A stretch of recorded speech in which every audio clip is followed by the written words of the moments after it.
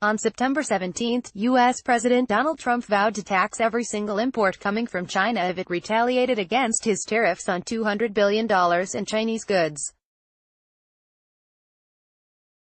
Beijing struck back, as expected, with tariffs on $60 billion worth of American imports, yet there has been no sign that Trump is preparing to make good on his threat, despite a passing remark on Monday that we could go $267 billion more.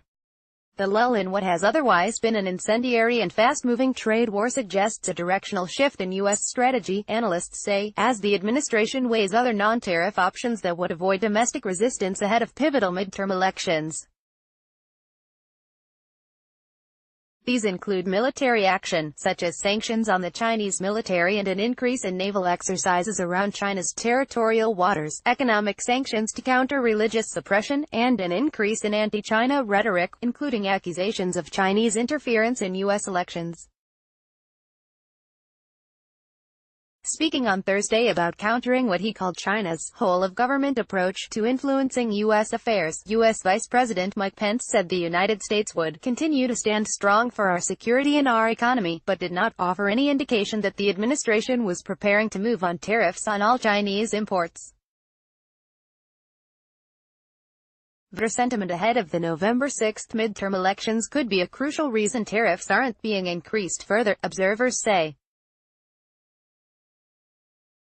U.S. Navy plans major show of strength in South China Sea. There's no question that domestic politics has to be very, very top of mind for the administration in the run-up to the midterm elections, said Josh Green, co-founder and CEO of Panjiva, a company that provides data on global trade.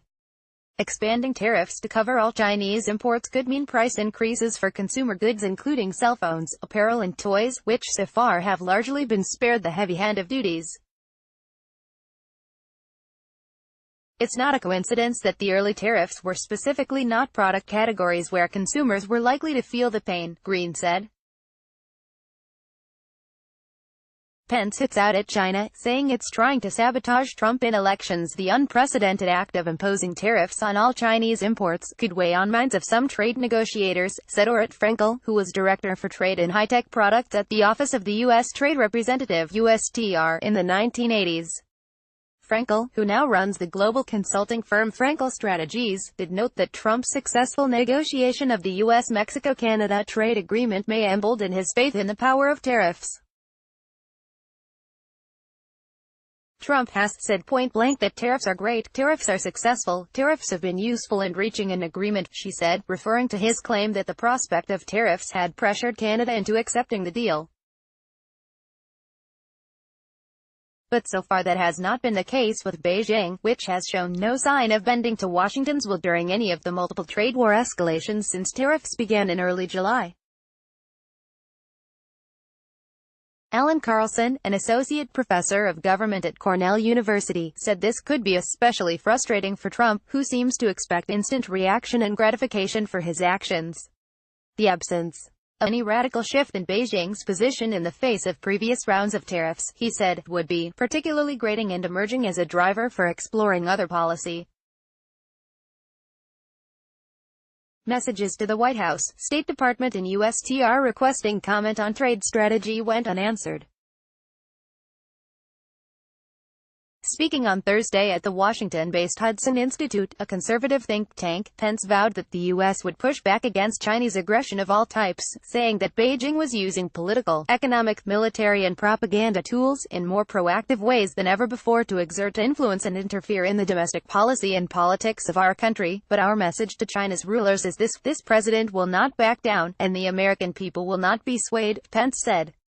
We will continue to stand strong for our security and our economy, even as we hope for improved relations with Beijing. Beijing stays silent on new U.S. trade deal with Mexico and Canada. Washington has shown a recent willingness to go beyond tariffs in favor of other pressure tactics, such as the imposition in late September of sanctions on China's military after a state contractor purchased arms from a Russian supplier.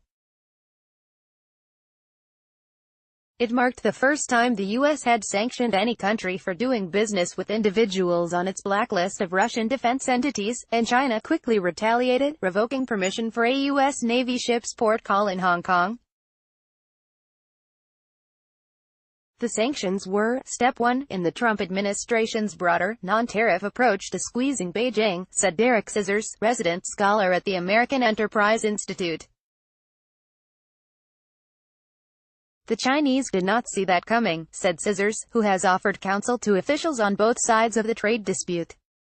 The measures had no economic significance, he said, but the Chinese found that a major widening of the conflict, and we could get another one like that. Another such escalation could result if the U.S. goes through with a series of sea and air-based naval exercises in international waters, near the South China Sea and Taiwan Strait in November. Citing several U.S. defense officials, CNN reported on Wednesday that the plans were still under consideration, but that they had developed to the stage that they had been given an operational code name. The defense officials acknowledged that the exercises would touch a nerve with Beijing, which protests perfunctorily whenever there is a perceived infringement of its territory.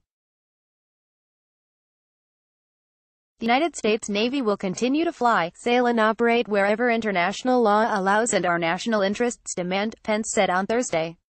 We will not be intimidated, we will not stand down. China-U.S. relations at an impasse, after Pence's wholesale criticism. The increase in military tension was punctuated recently when U.S. Defense Secretary James Mattis pulled out of a high-profile meeting with Chinese counterparts in Beijing. The move was initially reported to have been prompted by China, but later confirmed by officials from both governments to have been a U.S. decision. Front and center in Pence's speech on Thursday was the commitment to protect the U.S. from Chinese meddling in America's democracy. First of all, he said, China has initiated an unprecedented effort to influence American public opinion, the 2018 elections and the environment leading into the 2020 presidential elections. It was a renewal of accusations made by Trump last week, when he said Beijing was targeting U.S. voters when the Communist Party-run China Daily bought an advertising supplement in the Des Moines Register, the largest newspaper in the agricultural state of Iowa, to highlight the impact of tariffs on soybean farmers. But U.S. Homeland Security Secretary Kirstjen Nielsen, speaking at a cybersecurity event hosted by The Washington Post, dampened those claims on Tuesday when said there was no evidence that China was seeking to undermine the electoral process. We currently have no indication that a foreign adversary intends to disrupt our election infrastructure, Nielsen said, drawing a distinction between an attack on voting systems and broader influence strategies aimed at swaying voters. She categorized China's current strategy as the latter, calling it a more holistic approach to influence the American public in favor of China. The Chinese Foreign Ministry has repeatedly rejected allegations of election interference. China looks to influence Iowa in trade war over Trump tariffs. In response to Pence's speech, ministry spokeswoman Hua Chunying characterized the vice president's remarks as smears on China. It is purely groundless speculation, confusing fact with fiction and drawn from thin air, she said on Friday. China rejects this resolutely. There are also signs that the U.S. is considering sanctions against China on humanitarian grounds, amid evidence that hundreds of thousands of Muslims in the country's far west are being held and subjected to enforced political re-education. On Thursday, Pence became the highest-ranking U.S. official to publicly condemn the mass internment of Uyghurs and other largely Muslim ethnic groups in the Xinjiang region, a sign that a policy decision could be near. During recent U.S. congressional hearings, witnesses from academia and human rights advocacy appealed to lawmakers to take action against both Chinese officials involved in the crackdown on ethnic Uyghurs and U.S. companies found to be supplying China with surveillance and other security technology that may be being used in Xinjiang. The U.S. Commerce Department, in collaboration with the State Department, could announce changes to export policy in coming weeks, Secretary of Commerce Wilbur Ross told Senator Marco Rubio in a letter obtained by Reuters. Under consideration are measures tightening restrictions on certain Chinese entities' ability to procure U.S. technology, as well as updates to the U.S. list of technologies deemed to have applications that could endanger human rights. Seeking out Uyghurs in U.S. break silence on China's crackdown sanctions to punish religious repression would likely garner bipartisan support in Congress, Scissors said. Such action would be very popular with parts of the Republican Party and would be hard for parts of the Democratic Party to object to, he said.